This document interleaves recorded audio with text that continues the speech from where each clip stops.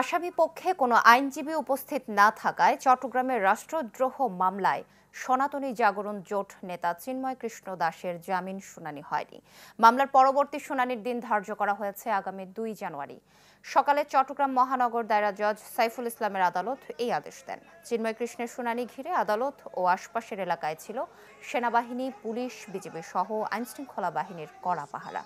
শুনানিকে কেন্দ্র করে এজলাসের ভেতরে ছিল আইনজীবীদের ভিড়, বাইরেও বিক্ষোভ মিছিল করেন তারা।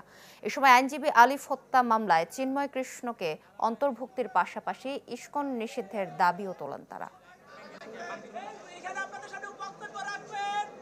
চিন্ময় দাসের যে রাষ্ট্রদ্রোহী মামলাটা, যে মামলায় গ্রেপ্তার হয়েছিল, সেটা তার পক্ষে মিসকেস করা হয়েছিল জামিন শুনানির জন্য। তো আজকে ধার্য তারিখ ছিল, আমরা কাউকে দেখি নাই ওনার পক্ষে কোনো ধরনের প্লি নিতে। তবে রাষ্ট্রপক্ষে একটা জমায়ের আবেদন করেছে বিজ্ঞ আদালতের ন্যায় বিচারের সাথে, যদিও আসামি পক্ষের কেউ মুভ করে নাই। এমনি নিয়ম হচ্ছে যে মামলা নথিজাত হওয়া, অর্থাৎ শুনে না হলে এই মামলা থাকবে না, এটা জামিন নামঞ্জুরও হবে না, মঞ্জুরও হবে না। তারপরও বিজ্ঞ আদালতের ন্যায় বিচারের সাথে এটা আগামী 2-1 আবার পরবর্তী ধার্য তারিখ রেখেছেন।